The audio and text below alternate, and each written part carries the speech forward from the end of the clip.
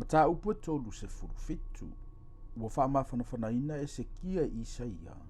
Ua taia aua asuria ele angelu wa Yehova.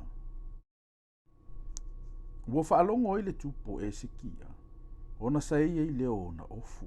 Ua lava lava ile i e tala tala. Ona urufale i leo o i ele fale o Yehova. Wana awina atu foi o Eliakimo le pule ile ainga. Ma se vena le tusi upu anto matoia ino le au faitaulanga. Ua lava lava i e tala tala. E o ane ia Isaia le profeta le atali o Amota. Wala tau fai atu ia ante ia. O lo whapeo na fetala i mai o Esekia. O le aso nei. O le aso o le popua ngā, ma le o inga, ma le fai. A wā uo ina a whanau o tama. Ai le aise malo si e whanau mai ai. A tonu e whaafafonga mai Yehova lo watua i upu o Ravesaki. O le wawina mai le tupo a Suria lo nali e fai le atua soifua. A tonu foi, na te tawi atu i upu o whaafafonga ina Yehova lo watua. O lea, ia e tatalo ai mo e ua totoe. Ono antu ai leo au na le tupo e se kia ia Isaia. Ona fai mai ai leo Isaia ia te ilato. Ia utau fai antu whampea i lo outou wali. O lo whapeo na fetalai mai o Yehova. Aua e te matau i upu e whaalongo ai. Ua fai ia mai ai au e au na le tupo a Suria. Whauta, o te tu antu i ante ia le nganga. Na te whaalongo fo i tala. O na fo i atu ai leo o iailo na lava nuu. O te fasioti fo i ante ia le pelu i lona lava nuu. O na fo i atu ai leo Ravesaki. Wana ilo fo i le tupo a Suria ua tau mali pena. A wana ia whaalongo walu e se o ia i la kisa.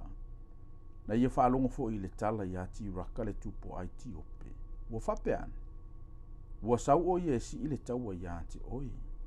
Ua ia whaalongo ai. O na tu atu ai le e ia o le savali a e se kia ua whape atu. Ia whapeo no utoufa i atu ia e se kia le tupo i uta. Ia whape atu. A wana i pelongia o e lo watua wa e whatuatua iai. O lo whape ane. E le tu uina Jerusalema i le lima o le tupo a Suria. Whauta mai ea. Wa e langona i mea ua whaia e tupo a Suria i nuu uma. Wa ia wha umatia lava. Ai lavea ina ea oe. Pena lavea i ea antua o nuu i ante i lanto una wha umatia eo utama. O le nuu o Kosane, Makarana, Maresefa. Antoa mawhanau ngā e tena saiti lasa. O fea o ia i le tupo a mato, ma le tupo a repa. Antoa ma le tupo le a aio se faima. O ena ma iwa. Ua talia e se kia le tusina i lima o le savali. Ua whaita wai. O nā alua e i leo e se kia i le whalo Yehova. Ua fofola atu wai i lumo Yehova. O na tatalo i leo e se kia i a Yehova ua whape atu. Yehova o au o le antua o Israel. O lea fio i le vao kerupi. O oe lava na o oe. O le atua malo uma o le lalolangi. Na e whaia le langi ma le lalolangi. Yehova e, ia e lili umai o fofonga, ma ia wha fofonga mai. Yehova e, ia sila mai o fofonga, ma ia e sila fia, ma ia wha fofonga mai upu uma Sanerivi, o le ua awina mai le tasi, e fai i le atua soifua. E moni, Yehova e, ua whatafuna ina e tupo a Suria nu uma ma o lantou lau ele. Ua lantou lafo ina atua o lantou wantua i le afi. A waele ni atua i lantou. A o mea na whaia i lima o tangata. O la au mamaa. O le mea na lantou wha umatia ai i lantou. O le nei. Ia o vaelo mantou watua. Ia e whaola mai ante i mantou ailo na lima. Ina ia ilo ai e malo uma o le lalolangi. O oe lava o Yehova, na o oe lava.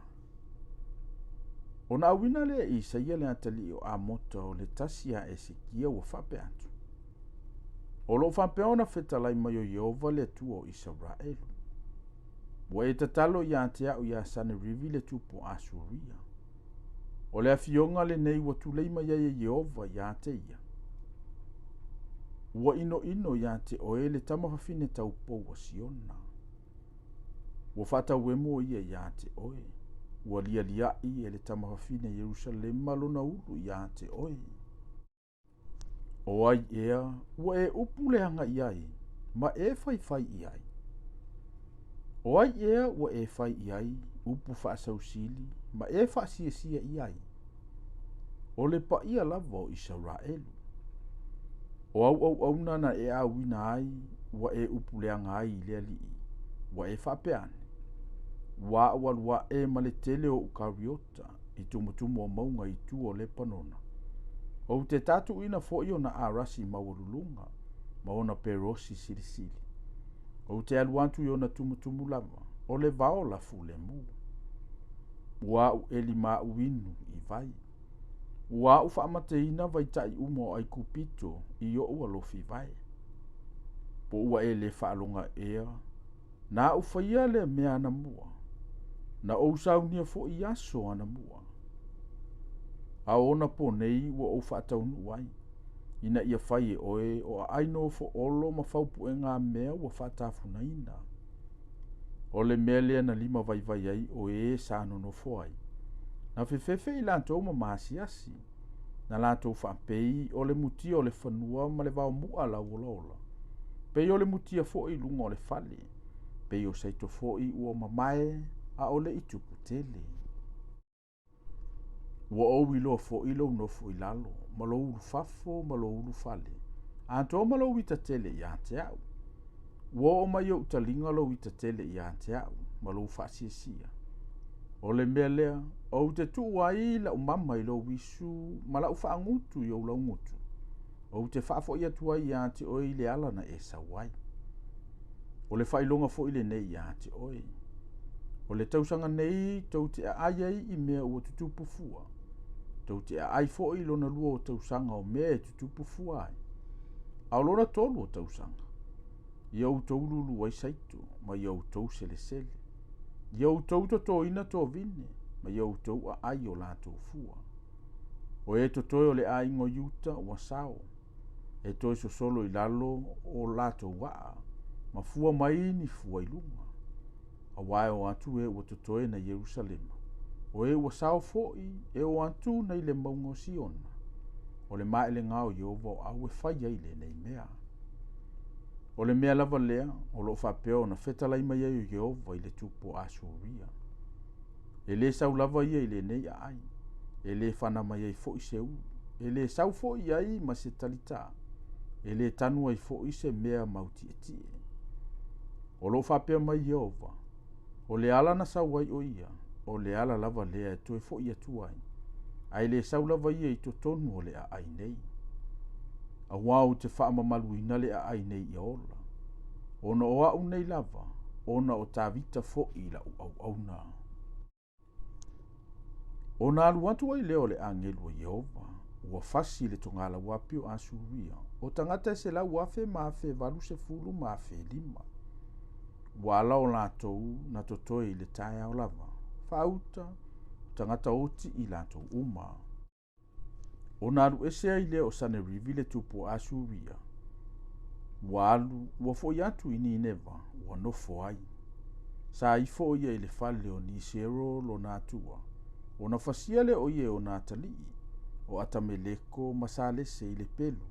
O na laso o solai lea i le nuu o Ararata. O na soloa ia ne ai lea o Esarata lo natalii. E fai matupu.